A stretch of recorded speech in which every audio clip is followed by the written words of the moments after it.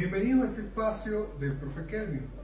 Vamos a hablar de la ductería en climatización. Para hacer un buen diseño existen normas y estas normas nos van a permitir hacer el mejor diseño posible. Que no sea muy corto, que no sea muy grande, que todo el aire que salga de ese equipo pues llegue a los distintos elementos terminales de ese sistema, es decir, a todas las rejillas de suministro, a todos los difusores. Esa ductería de retorno también se encuentre bien dimensionada con sus rejillas de retorno, de modo que tengamos el mejor sistema diseñado. Existen varios métodos para diseñar ductería. Los más conocidos son recuperación estática, asignación de velocidades y el método de igual fricción. El método de igual fricción es el más utilizado por la mayoría de los diseñadores. Ahora, ¿qué tenemos que conocer? Las normas, la SMACNA y ASRAI nos recomiendan que tengamos algunas velocidades que están relacionadas a los niveles de ruido, los NC, Noise Criteria, dependiendo pues del lugar donde se vaya a acondicionar. No es igual un estudio de grabación, una sala de conciertos, una oficina, un salón de clases, un apartamento o una fábrica. Dependiendo de cada uno de estos espacios tendrán mayores velocidades, menores velocidades en ductos principales de suministro y retorno y ductos secundarios, ramales secundarios en suministro y retorno. Una vez teniendo estas velocidades, nosotros debemos conocer también, que eso nos lo da el cálculo de carga térmica y psicometría, pues la cantidad de CFM o PCM que necesita nuestro proyecto.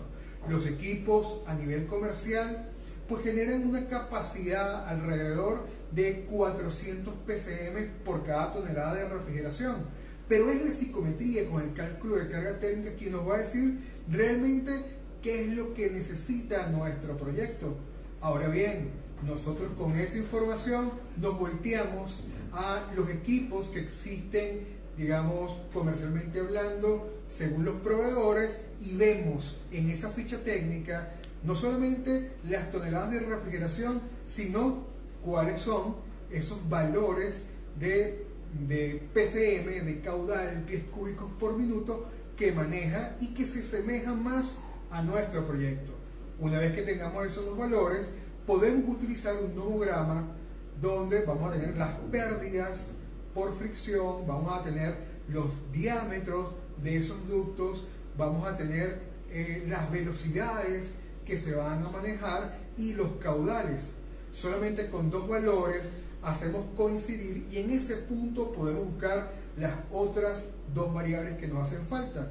Es decir, tanto con la velocidad como con el caudal podemos hallar nosotros el diámetro y ese factor de fricción por cada 100 pies o 100 metros de longitud.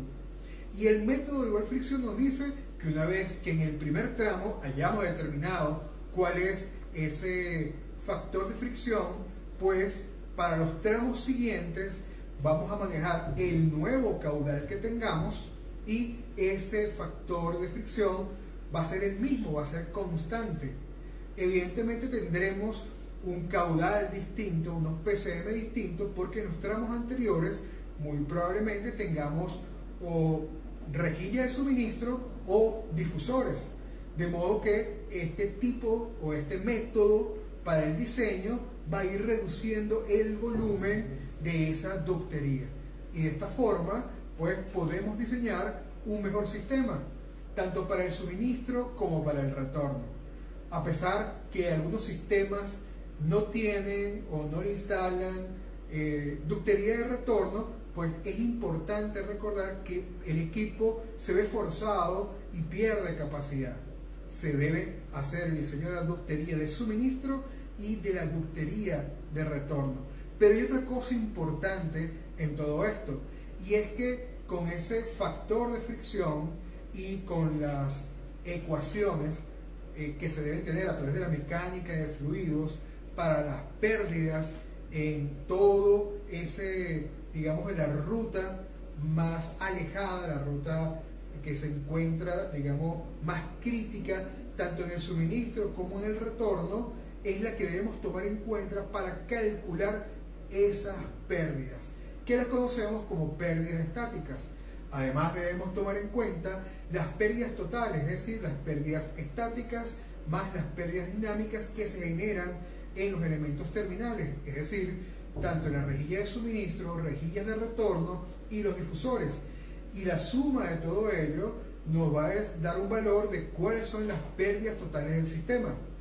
Ese valor debemos verificarlo, contrastarlo contra las pérdidas estáticas que maneja las pérdidas totales, la caída de presión que maneja el ventilador.